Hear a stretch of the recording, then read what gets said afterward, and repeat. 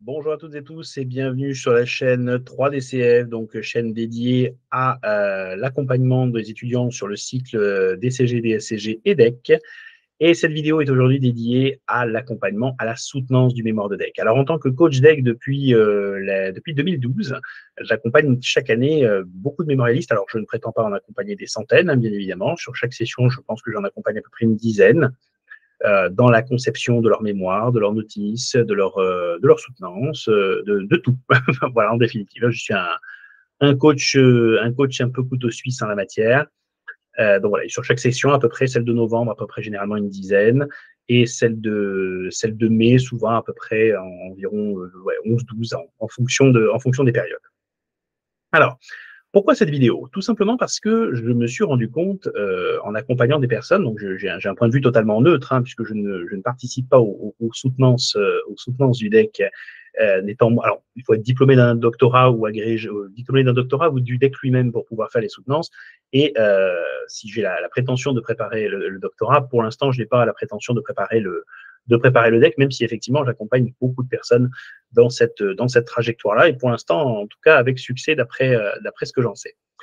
Alors, la soutenance, pour quelle raison est-ce que j'estime qu'il y a besoin d'une vidéo là-dessus? C'est que je me suis rendu compte d'abord très souvent que pour chacun et chacune d'entre vous, l'épreuve du mémoire est une épreuve particulièrement douloureuse.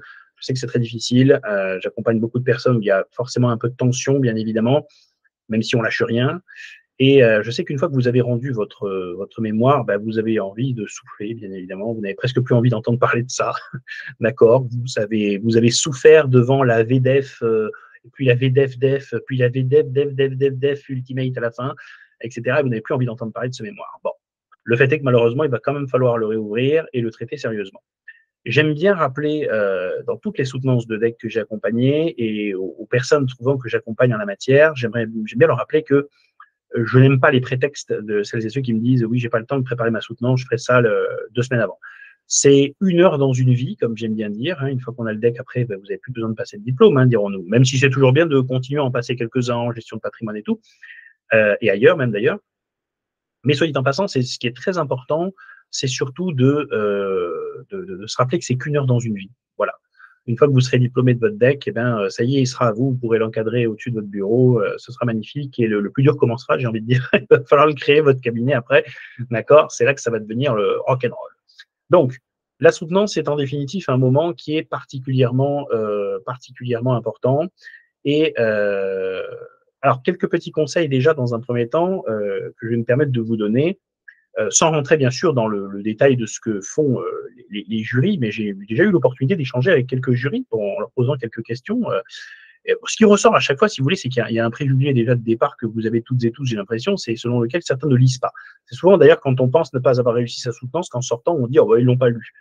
Bon, en tout cas, les jurys que j'ai eu le privilège d'interroger m'ont tous dit qu'ils l'avaient lu. Hein, d'accord. Après, c'est sûr que ce sont des spécialistes. Je suis sûr qu'il y a des parties du mémoire sur lesquelles ils ne vont pas non plus rentrer, ils ne vont pas passer 1000 ans à lire le cadrage de votre mémoire, sachant qu'ils le connaissent peut-être déjà et qu'ils sont peut-être déjà spécialistes du sujet. Par contre, les outils sont souvent scrutés, bien évidemment, les conclusions, les annexes, etc. Tout ceci est regardé avec attention. D'accord. Donc, enlevez-vous, débarrassez-vous de ce cliché très destructeur qui n'apportera aucune contribution. OK.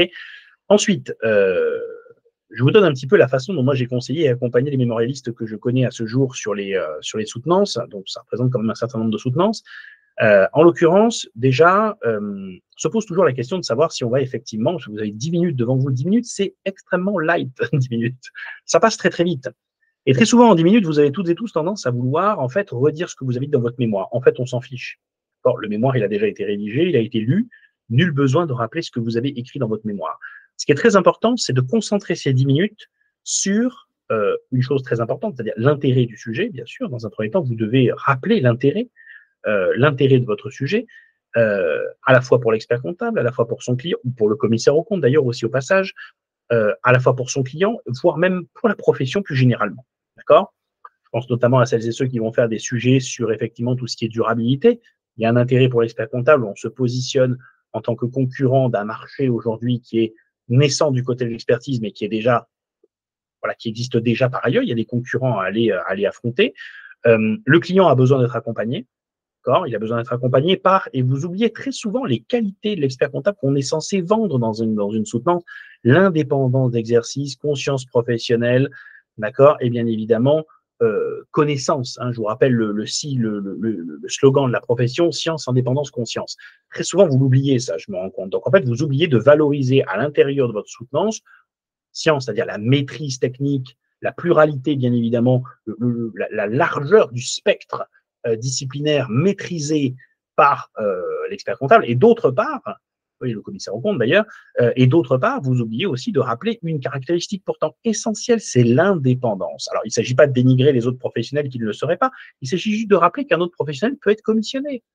Un autre professionnel, il peut avoir intérêt, effectivement, à vendre une prestation avec certains partenaires, et donc, par conséquent, à ne plus être totalement indépendant. L'indépendance, c'est une des caractéristiques essentielles et distinctives des missions des experts comptables. On fait appel à des experts comptables parce qu'ils sont indépendants, sachant qu'ils ont une conscience professionnelle. La conscience professionnelle, je vous rappelle, c'est le fait à tout moment de pouvoir effectivement dire à un client, ben, non, je ne le ferai pas parce que ce n'est pas dans votre intérêt, parce que ce n'est pas légal aussi, bien évidemment, parfois, et parce que ce n'est pas dans votre intérêt. Je grossis le trait, bien sûr. Hein. D'accord, les profs de déontologie m'arracheraient les yeux, je pense, s'ils m'entendaient dire résumer les choses comme ça. Ensuite, vient la question de la soutenance à proprement parler. Donc, comme je vous disais, il y avait l'intérêt à rappeler. Une fois que l'intérêt a été rappelé, c'est très intéressant de rappeler un petit peu, tout simplement, de présenter directement la démarche. Alors certains disent, oui, mais je dois parler de mon apport. Mais c'est votre démarche, la démarche opérationnelle, ou la démarche d'ailleurs interne, parce que vous ne faites pas tous des mémoires sur des missions, vous faites des mémoires aussi sur des approches internes au cabinet ou aux entreprises, mais votre démarche opérationnelle, d'accord, votre démarche opérationnelle, c'est la réponse à un problème particulier. Donc, une fois que vous avez ciblé l'intérêt pour les parties prenantes, une fois que vous avez présenté effectivement le problème d'ensemble, les enjeux, d'accord, à la fois pour les clients, à la fois pour l'expert, pour le commissaire aux comptes, pour un petit peu tout le monde, d'accord, vous avez la possibilité de présenter toute votre démarche, d'accord, de A à Z. Donc, la démarche, sous-entendu, c'est-à-dire quelles sont les différentes phases de mission que vous recommandez, en amont, d'ailleurs, même de la mission, la signature, puis toutes les autres étapes. Et surtout, c'est à ce moment-là que vous devez valoriser ce qui est certainement de plus important, ce sont vos outils. Vos outils, ou votre outil d'ailleurs, hein, au passage, vous n'êtes pas obligé d'avoir 1000 outils. D'accord. D'ailleurs, avoir 1000 outils, je ne vois pas trop l'intérêt à titre perso. Moi, pour ma part, j'incite surtout mes mémorialistes à avoir des outils maîtres. Je veux dire à peu près 2-3 outils maîtres, vraiment des outils très solides, très robustes, que vous avez construits avec plusieurs onglets, bien évidemment, des outils de navigation qui permettent justement de prendre des décisions et de suivre un processus mission de façon précise ou une démarche de façon précise. Donc normalement, voyez-vous, j'ai envie de dire, l'intérêt du sujet, c'est à peu près en 1 minute et demie, vous devez avoir convaincu votre monde. D'accord? En 1 autre minute et demie, vous devez avoir expliqué quels étaient les enjeux, bien sûr. Et donc, pour pouvoir répondre à tous ces enjeux-là, qu'est-ce que vous avez construit? Vous avez construit une démarche. Et cette démarche, elle est composée de jalons, d'accord? Et ces jalons, bien sûr, il y a des parties prenantes, d'accord? Il y a des actions particulières, et puis, bien sûr, il y a des outils que vous proposez, d'accord? Une fois que vous avez terminé tout ceci, normalement, je suis censé être conquis, votre jury est censé être conquis parce que vous lui avez proposé, d'accord? OK? En tout cas, pour l'instant, c'est ce qui s'est avéré. D'accord? Bien sûr, chaque jury a sa sensibilité. On n'est pas là pour remettre en question les variantes qui peuvent exister d'un jury à l'autre. D'accord? Mais vous êtes censé être plus un vendeur, j'ai envie de dire, pendant votre soutenance, que vous n'êtes quelqu'un qui va juste rappeler ce qu'il a fait dans son mémoire. C'est plutôt vendre la mission. D'accord? Quand je dis vendre, c'est la vente, faire en sorte que ça plaise aux personnes à qui vous êtes en train de la vendre. Je vous rappelle que votre jury, c'est un futur confrère ou une future consoeur qui est en train de diplômer. Donc, si vous lui dites que, si vous lui prouvez que vous êtes capable effectivement de vendre quelque chose qui tient la route, que vous arrivez à bien valoriser votre mission et votre démarche, je ne vois pas en quoi il pourrait y avoir un problème. D'accord? Pour ponctuer, ce qui est très intéressant, c'est, une fois que vous avez donc présenté, je vous l'ai dit, hein, on est sur l'intérêt globalement l'intérêt de votre approche. D'accord? Une fois qu'on est sur l'intérêt de l'approche, et une fois bien sûr qu'on a abordé par la suite, au-delà de l'intérêt de l'approche, les objectifs, puis qu'on a présenté sa démarche avec les jalons et les outils qui vont avec, d'accord, il est important de présenter 2 choses. C'est bien, moi je prône en tout cas ça dans chacune des soutenances que j'ai accompagnées, de penser à rappeler l'existence de risques. Ce serait dommage d'arriver on a présenté sa démarche, c'est important de relativiser. Quels sont les risques auxquels on s'expose quand même? Sur quoi faut-il être vigilant? D'accord? On n'a pas dit que c'était risqué à 100%, on a dit qu'il fallait être vigilant. D'accord? L'expert comptable doit être vigilant, le commissaire aux comptes doit être vigilant. D'accord? Donc, c'est très important de rappeler ce degré de vigilance en précisant bien où il peut y avoir quand même quelques problématiques. Je rappelle aujourd'hui que les experts comptables sont quand même à de nombreux niveaux poursuivis, d'accord? Et en conséquence de quoi, ils sont exposés, d'accord? Ce sont des chiffres qui ne sont pas forcément tous publics, parce que ça traduit quand même un certain degré d'exposition de la profession, mais la profession est exposée, d'accord? Vous savez comme moi qu'il y a beaucoup de remises en cause, d'accord? Le défaut de conseil, etc. C'est important de rappeler donc de dire j'ai conscience des risques qui existent, mais de terminer quand même sur une note positive, c'est-à-dire les perspectives que cela offre. Parce qu'après tout, si vous avez mis en place une démarche, d'accord, c'est bel et bien pour répondre d'une perspective particulière. Perspective en termes de clients sur ce créneau-là, sur ce segment de marché que vous avez prévu d'attaquer, je dirais. Perspective peut-être en termes de développement de chiffre d'affaires ou de clientèle ou d'équipe salariale de compétences si c'est une démarche interne. D'accord? Mais quoi qu'il en soit, perspective. D'accord? Et j'ai même envie de dire, vous pouvez même ouvrir un peu les choses en envisageant peut-être, pourquoi pas, de décliner votre démarche sur d'autres secteurs. Attention toutefois avec ça, ne faudrait quand même pas que le jury s'imagine que ou pense que votre démarche, au final, on peut l'adapter sans le moindre effort à n'importe quel secteur. Ce serait dommage, ça voudrait donc dire que votre démarche n'était pas suffisamment spécifique, peut-être. Mais imaginons que vous ayez mis en place, par exemple, une démarche d'accompagnement pour des dentistes. Ce ne serait pas totalement aberrant de se dire que moyennant quelques refontes de vos outils, de votre approche, une réadaptation, bien sûr, aux spécificités métiers, vous pourriez effectivement la décliner auprès de médecins ou d'infirmiers, vous voyez? D'accord? Donc, c'est tout à fait faisable, c'est tout à fait gérable. OK? Bien, ça c'est pour conclure, bien évidemment, et puis on prend congé, voilà. Mesdames, messieurs, j'ai terminé cette soutenance. Je reste à votre disposition pour répondre à l'ensemble de vos questions. Merci. Voilà. Et dans ce cas-là, on passe bien sûr à la phase de questions. Alors, qu'est-ce qu'on peut avoir devant soi? Moi, je ne vous cache pas que j'ai déjà vu deux types de soutenances avec des mémorialistes qui sont expérimentés. L'un d'entre eux, je m'en souviens, a fait sa soutenance sans rien. En fait, il était avec sa feuille de papier, éventuellement son stylo. Mais bon, il avait 15 ans d'expérience derrière lui, très à l'aise, très professionnel, très posé. Voilà. Il me disait, Stéphane, j'ai pas du tout envie d'utiliser un PowerPoint ou autre chose. Donc, il est allé comme ça, avec son mémoire imprimé néanmoins, en noir et blanc, dans lequel il avait postité, bien évidemment, tous les termes du mémoire sur lesquels il avait éventuellement le sentiment qu'il faudrait qu'il donne peut-être une définition, une explication. Il avait préparé un errata, éventuellement, tous les points sur lesquels, effectivement, il peut y avoir une erreur. Ça arrive de faire des erreurs dans un mémoire de deck. Alors, il y a des erreurs qui seront peut-être létales pour vous, et puis il y a d'autres erreurs, ben, c'est pas grave, on prépare son errata, et puis voilà. D'accord?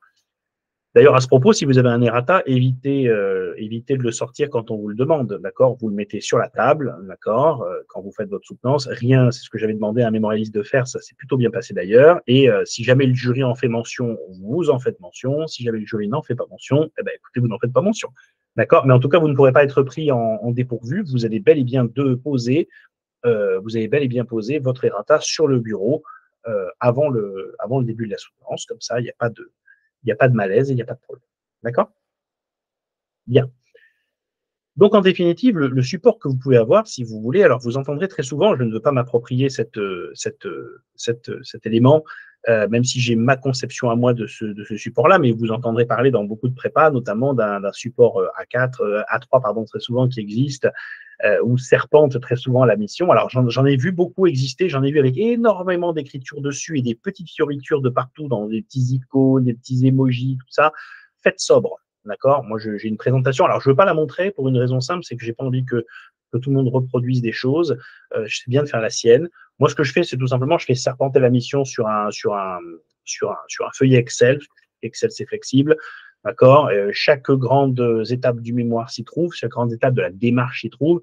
Les jalons s'y trouvent les uns après les autres. Et bien évidemment, sur chaque jalon, il y a les outils qui sont déployés. Et bien évidemment, l'intérêt de la phase de la démarche de l'expert comptable qui est concernée, ou du commissaire au compte qui est concerné. D'accord? Donc, en définitive, c'est un grand A3 aussi, dans lequel c'est assez épuré. Il n'y a que quelques mots pour décrire l'étape, les mots pour décrire l'outil. Voilà, et c'est au mémorialiste de rendre ça vivant pendant sa soutenance, justement j'ai envie de dire, en suivant, vous savez, je vous ai parlé de la démarche lors de la soutenance, lorsque vous suivez effectivement pendant, c'est à peu près, il est à peu près 6 minutes dédiées à la démarche. Je vous rappelle encore la chronologie, 1 minute et demie sur la partie intérêt, 1 minute et demie sur la partie objectif en jeu et 6 minutes au moins sur la démarche, l'apport et les outils, avant de terminer quasiment sur 1 minute pour risque et perspective.